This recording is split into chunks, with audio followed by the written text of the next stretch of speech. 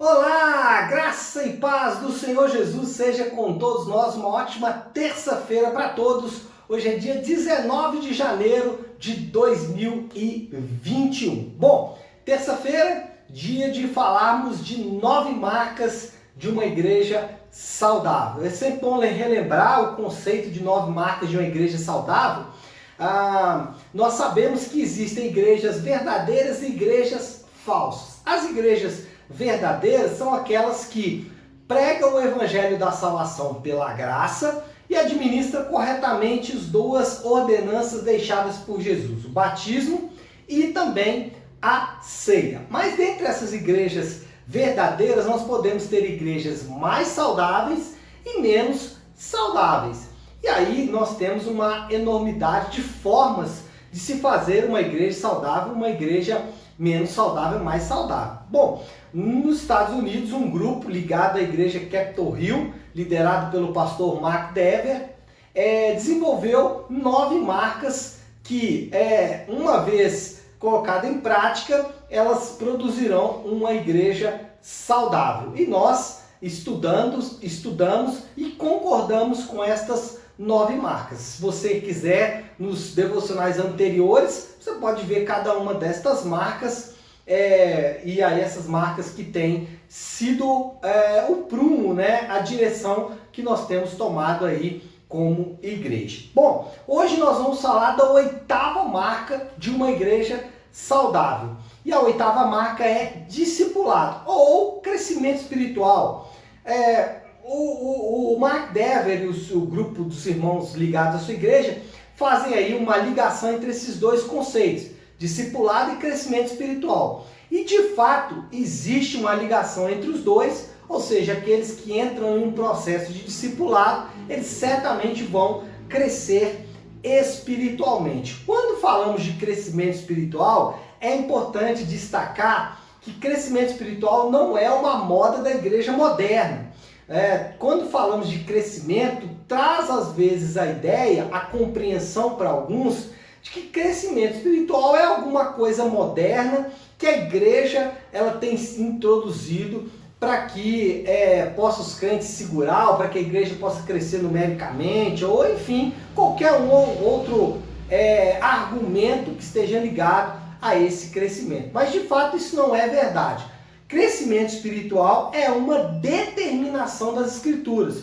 Nós encontramos em alguns pontos, especialmente no Novo Testamento, em que o texto bíblico nos incentiva ao crescimento espiritual. O crente fiel, de acordo com o Novo Testamento, ele precisa desejar crescer espiritualmente. Um crente que não deseja crescer espiritualmente, existe algum problema na sua evangelização. Se o crente não deseja crescer espiritualmente, houve alguma falha na forma como ele foi evangelizado, na forma como ele foi discipulado ali nos seus primeiros dias de vida. Assim como algumas pessoas podem ter dificuldade na leitura ou na escrita porque foram alfabetizados de forma errada, isso acontece também com a evangelização. Bom, a pergunta que surge é: como podemos crescer espiritualmente? Eu separei aqui 3 elementos, 3 aspectos que não podem faltar quando falamos de crescimento espiritual. Primeiro,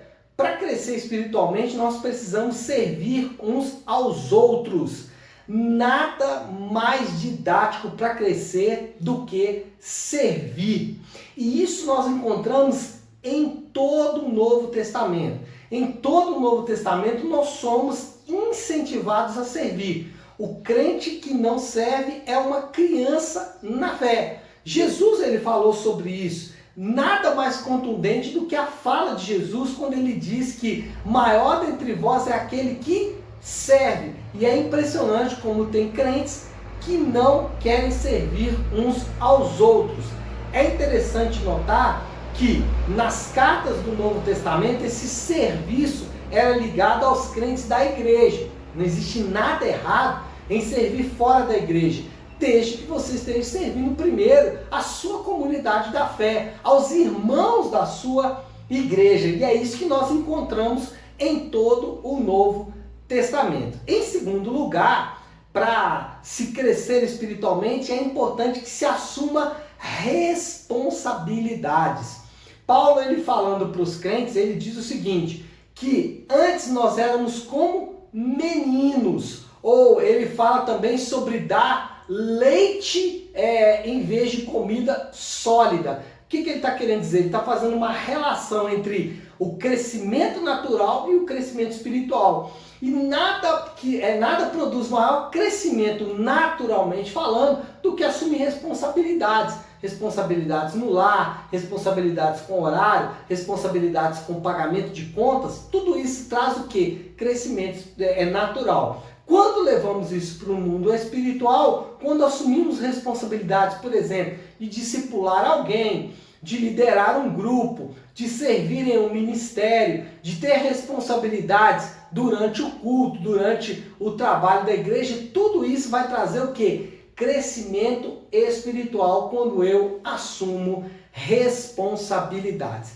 E em terceiro lugar, crescemos espiritualmente quando aprofundamos no conhecimento da palavra de Deus. Não só lemos, não só estudamos, mas aprofundamos no conhecimento da palavra. Aprofundamos nos termos, nos aspectos que englobam a palavra de Deus e as doutrinas centrais da fé cristã. Quando nos aprofundamos nisso, como por exemplo, soteriologias, a história da salvação, da redenção, da justificação, da glorificação, quando aprofundamos para discutir sobre a inerrância e a autoridade das Escrituras, sobre criação, sobre a doutrina da Trindade, sobre a pessoa de Cristo, sobre a pessoa do Espírito Santo, quando nos aprofundamos nesses temas e deixamos as discussões superficiais, eu fico às vezes intrigado, com tantas pessoas querendo discutir coisas que são superficiais,